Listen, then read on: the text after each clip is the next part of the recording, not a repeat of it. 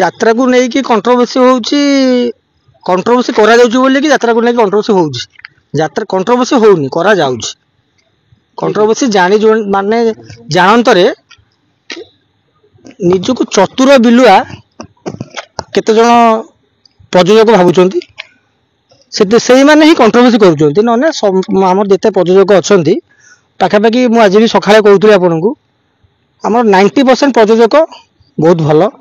ସମସ୍ତେ କଣ୍ଟ୍ରୋଭର୍ସି ଦୂରେଇ ରହିବାକୁ ଚାହୁଁଛନ୍ତି। ମଝିରେ ଦେଖିବେ ଆପଣ ସମସ୍ତେ କଣ୍ଟ୍ରୋଭର୍ସି ଥିଲାବେଳେ ପ୍ରଯୋଜକ ସଂସ୍ଥା କେହି ଗୋଟିଏ ବି ବାଇଟ୍ ଦେଇନଥିଲେ। ଆମର ସଭାପତିଙ୍କ କଥାକୁ ସମ୍ମାନ ଦେଇ ସମସ୍ତେ ନିରବତା ରକ୍ଷା କରିଥିଲେ। ଆଉ ଆପଣଙ୍କର ଇଲେକ୍ଟ୍ରୋନିକ୍ସ ମିଡ଼ିଆ ସମସ୍ତ ମିଡ଼ିଆ ବନ୍ଧୁମାନଙ୍କଠୁ ଆମେ ଆମର ସମାନ ଦୂରତା ରଖିଥିଲେ। କିନ୍ତୁ ଏବେ ଜାଣି ଶୁଣି କେତେ ଜଣ ପ୍ରଯୋଜକ ମିଡ଼ିଆରେ ଚର୍ଚ୍ଚାରେ ରହିବା ପାଇଁ କଣ୍ଟ୍ରୋଭର୍ସି ଜାଣି ଶୁଣି ତିଆରି କରୁଛନ୍ତି। କୁହନ୍ତି ବିଲୁଆ ବଡ଼ ଚତୁର, ପଇଡ଼ ବଡ଼ ଭଦ୍ର, ସତରେ ଚତୁର?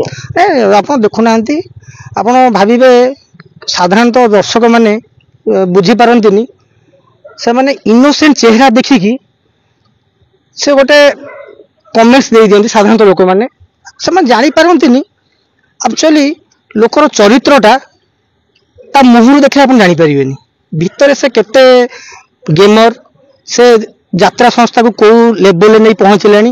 ଆପଣମାନେ କେବେ କେହି ଚିନ୍ତା କରିଛନ୍ତି ଏ ଯେତେ କଣ୍ଟ୍ରୋଭର୍ସି ହେଉଛି ଗୋଟେ ସାଧାରଣ ଲୋକଙ୍କୁ କ'ଣ ଫାଇଦା ମିଳୁଛି? ଗୋଟେ ସାଧାରଣ ଦର୍ଶକ କ'ଣ ତାର ଏଥିରେ ମତଲବ? ଏଟା ଗୋଟେ ଏଣ୍ଟରଟେନମେଣ୍ଟ ସଂସ୍ଥା ଯାତ୍ରା। ଏଥିରେ କିଛି ଗୋଟେ ମେଞ୍ଚେ ରାତାରାତି କିଛି ମିରାକିଲ ହେଇଯିବ, ମେଞ୍ଚେ ଟଙ୍କା ରୋଜଗାର ହବ, ଏ ସଂସ୍ଥାରେ ସେସବୁ ଲାଭଜନକ ସଂସ୍ଥା ଯାତ୍ରା ସଂସ୍ଥା ନୁହେଁ। ଏଥିରେ ଯେତେ କଣ୍ଟ୍ରୋଭର୍ସି କମ୍ ରହିବ, ଦର୍ଶକମାନଙ୍କ ପାଇଁ କିଛି ନୂଆ କରିବା, ଭଲ ମନୋରଞ୍ଜନ, ଭଲ ନାଟକ ଦେବା, ଦର୍ଶକଙ୍କ ସେଫ୍ଟି କି ରକ୍ଷା ଦେଖିବା। ସେଫ୍ଟି ଫିକ୍ଚର କେ ଭୁଲିଗଲେଣି। ଦର୍ଶକ କେମିତି ଗୋଟେ କମ୍ଫର୍ଟ ଜୋନ୍ ଯାତ୍ରା ଦେଖିବେ, କମ୍ଫର୍ଟ କୋଉଠି ଆସିବ, ଦର୍ଶକଙ୍କ ପାଇଁ ଗୋଟେ କ'ଣ କରିବା, ଦର୍ଶକ କେତେ ନିରାପତ୍ତାରେ ଯାତ୍ରା ଦେଖିକି ଯିବେ, ଦର୍ଶକଙ୍କ କଥା କେହି ଚିନ୍ତା କରୁନାହାନ୍ତି। ମୁଁ ଯାହା ଦେଖୁଛି ସମସ୍ତଙ୍କର ଚିନ୍ତା ମାନେ ନିଜେ ନିଜେ କେମିତି ଗୋଟେ ରହିବେ, ତାଙ୍କର କଣ୍ଟ୍ରୋଭର୍ସିରେ ରହି ସେ ନିଜର ଫାଇଦା ନେବା ପାଇଁ ସମସ୍ତଙ୍କର ଚିନ୍ତା। ଆକ୍ଚୁଆଲି ଦର୍ଶକ ମାନେ ବୁଝିଯିବା ଦରକାର ଯେ ଯାତ୍ରା ସଂସ୍ଥାଟି ହେଉଛି ମନୋରଞ୍ଜନ ସଂସ୍ଥା। ଏଇଟାକୁ ଦେଖିଲେ ଆପଣ ଦିନଭର ଯେତେ ଯିଏ ଯାହାର ପରିଶ୍ରମ କରି ଲୋକ ଆସନ୍ତି, ଆକୁ ଟିକେ ଦେଖିକି ମନ ଫ୍ରି ହବ, ମାଇଣ୍ଡ ଫ୍ରେଶ ହବ। ଯାତ୍ରା ସଂସ୍ଥା ହେଲା ଗୋଟେ ମନୋରଞ୍ଜନ ସଂସ୍ଥା। ସବୁ ପ୍ରଯୋଜକ ମାନଙ୍କୁ ମୋର ଅନୁରୋଧ, ସ୍ପୋର୍ଟିବିଲିଟି ରୁହନ୍ତୁ, ଆପଣଙ୍କର ମାଇଣ୍ଡ ସେଟ୍ ରଖନ୍ତୁ। ଯାତ୍ରା ସଂସ୍ଥାକୁ ଆମେ କେମିତି ଦର୍ଶକଙ୍କ ପାଇଁ ଆର ବର୍ଷ ପାଇଁ କେମିତି ଟିକେ ଟିକେଟର ମୂଲ୍ୟ ହ୍ରାସ କରିବା, ଆଗାମୀ ଦିନରେ କମିଟି ମାନଙ୍କୁ କେମିତି ଆମେ ଯଦି କମରେ ସମସ୍ତଙ୍କୁ ରଖିବା, କମିଟିକି ବି କମ ପଇସା ନେବା, କମିଟିକି ଆର ବର୍ଷ ପାଇଁ ଦେଖିବା, ଦର୍ଶକ ମାନଙ୍କ ସେଫ୍ଟି ପାଇଁ ଦେଖିବା, ଦର୍ଶକ ମାନେ କେମିତି କମ୍ଫର୍ଟ ଯାତ୍ରା ଦେଖିବା, ଦର୍ଶକ ପାଇଁ ଚିନ୍ତା କରିବା। ଆଟଲିଷ୍ଟ ଦର୍ଶକ ମାନଙ୍କ ପାଇଁ ଆମେ କେମିତି ସବୁ ପ୍ରଯୋଜକ ମାନେ ଏକାଠି ରହିକି ଯାତ୍ରା ସଂସ୍ଥା ପାଇଁ ଏଇ ଗୋଟିଏ ବାର୍ତ୍ତା ଦେବା, ଆଉ ଏତେ କଣ୍ଟ୍ରୋଭର୍ସିରେ କେହି ପଶିବାର ନାହିଁ। ମୋର ଏଇ ସମସ୍ତ ଆମ ମାଲିକ ବନ୍ଧୁ ମାନଙ୍କୁ ରହିବ ରିକ୍ୱେଷ୍ଟ ରହିବ ମୋ ତରଫରୁ। ଜଣେ ବେପାରୀ ବା ଜଣେ ପଇସା ବାଲା ଚାହିଁଲେ କ'ଣ ଯାତ୍ରା ପାର୍ଟି ପରିଚାଳନା ଠିକ ସେ କରିବେ?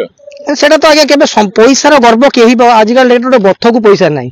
ମୁଁ ଦେଖୁଛି କିଛି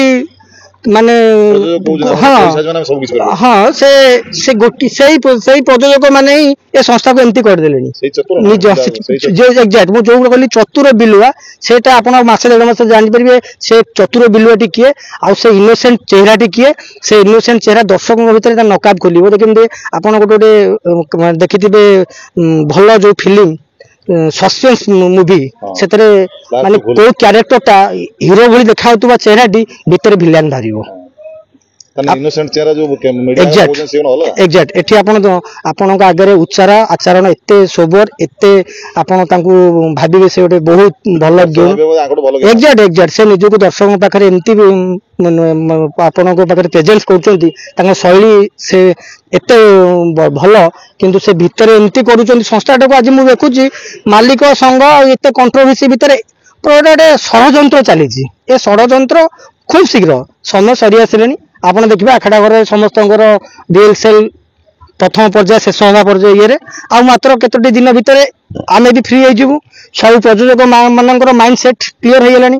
ଆଜି ମିଟିଂରେ ସମସ୍ତେ କ୍ଲାରିଟି ପାଇଛନ୍ତି କିଏ କରୁଛି, ଖାଲି ସମୟର ଅପେକ୍ଷା। ଦର୍ଶକ ମାନଙ୍କୁ ବି ଜଣାଇ ଦିଆଯିବ, ଆଉ ତାର ଏଭିଡେନ୍ସ ବି ବହୁତ କିଛି ଅଛି। ଆମର ସବୁ ଚିଠା ଖୋଲିବ କିତା କିତା କରି ଚିଠା ଖୋଲିବ କିଏ କରୁଛି ଟିକେଟର ମୂଲ୍ୟ 400 500 ଆପଣ ଯୋଉ ଶୁଣୁଛନ୍ତି ସେ କଣ ପାଇଁ ହେବାକୁ ଚାହୁଁଛି ଆଉ 12 ବର୍ଷ ପାଇଁ ଆମେ ଆପଣଙ୍କୁ ଖୋଲି କହିଦଉଛୁ କମିଟି ବନ୍ଧୁ ମାନଙ୍କ ପାଇଁ ଦର୍ଶକ ମାନଙ୍କ ପାଇଁ ଯାହା ଆମର ମାଲିକ ସଂଘର ନିଷ୍ପତ୍ତି ରହିବ କମିଟି କି ଶୁଣେଇବ ଆଉ ଦର୍ଶକ ମାନଙ୍କୁ ଶୁଣେଇବ 12 ବର୍ଷ ଦର୍ଶକ ମାନେ କେମିତି କମ୍ଫର୍ଟ ଯାତ୍ରା ଦେଖିବେ ବହୁ ପୁରୁଣା ଜିନିଷ ଚେଞ୍ଜେସ୍ ହବ ଲେବର ଛୋଟ କଳାକାରଠୁ ନେଇ ଲେବର ପର୍ଯ୍ୟନ୍ତ ସମସ୍ତଙ୍କର କଥା 12 ବର୍ଷ ଯାତ୍ରାରେ ମାଲିକ ସଂଘ ସେ ଭିତରେ ଧ୍ୟାନ ଦବ।